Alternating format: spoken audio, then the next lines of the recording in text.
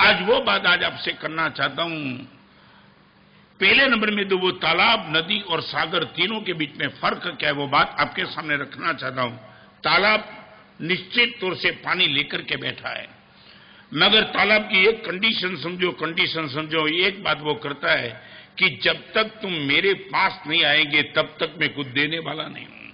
मालूम है, तालाब के पास आपको जाना पड़ेगा, जाना पड़ता है, फिर तालाब देने के लिए तैयार है। पानी निर्मल कोटि का है, देने के लिए भी ना है। मगर एक बात, मेरे पास आने वाले को दो बात करना चाहता हूं।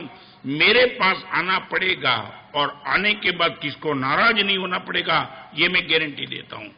आपको पूछना चाहता हूं, हमारी मानसिकता तालाब जैसी है क्या? कभी भी चैरिटी में कहीं भी पैसा देने की बात हुई, मान लिया कि सामने होकर के हमने किसी को चैरिटी में पैसा नहीं भी दिया, डोनेशन नहीं भी दिया, अकेले पैसे की बात नहीं, समय दो, संपत्ति दो, ज्ञान दो, अभयदान दो, जो भी देना चाहते हो दो। मगर मैं आपको पूछना चाहता हूं, जब तक मेरे पास मांगने के लिए कोई नहीं आता है, मैं सामने होकर के देने के लिए तैयार नहीं होता हूं, और सामने से जो मांगने के लिए आता हूं उनको कभी मैं नाराज नहीं करता हूं, 100% देकर ही रहता हूं। हमारी यह मानसिकता है क्या?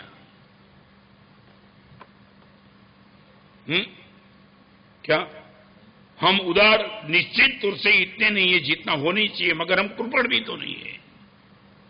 कंजूस बाप को मरती हुई हालत में देख लड़के ने बुलवा लिया 2 गुना बड़ा कफन। कंजूस बाप को मरती हुई हालत में देख लड़के ने बुलवा लिया 2 गुना बड़ा कफन और हुआ प्रसन्न।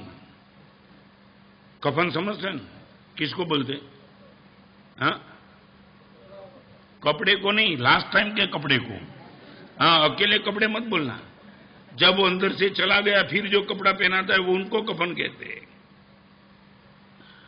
कंजूस बाप को मरती हुई हालत में देख लड़के ने बुलवा लिया 2 गुना बड़ा कफन और हुआ प्रसन्न। पिताजी ने जिंदगी में तरीके से कुछ खाया, न तरीके से कुछ पहना, मगर मैं कम से कम उठा तो सकूंगा 2 गुना बड़ा कफन। अभी बाप मरा नहीं है, ला करके रख दिया बाप के सामने ही 2 गुना बड़ा कफन। 6 फुट का बाप होगा, 12 फुट का कफन।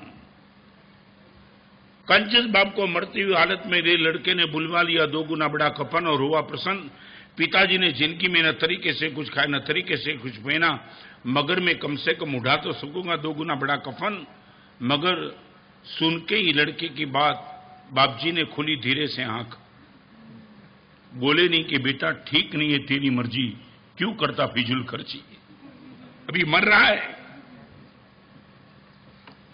बेटे को राय दे रहा है, ठीक नहीं है तेरी मर्जी, क्यों करता फिजूल खर्ची। इस कफन के आधे से मेरी लाश ढकना, इस कफन के आधे से मेरी लाश ढकना, आधा कपड़ा ऐसे ही रख देना।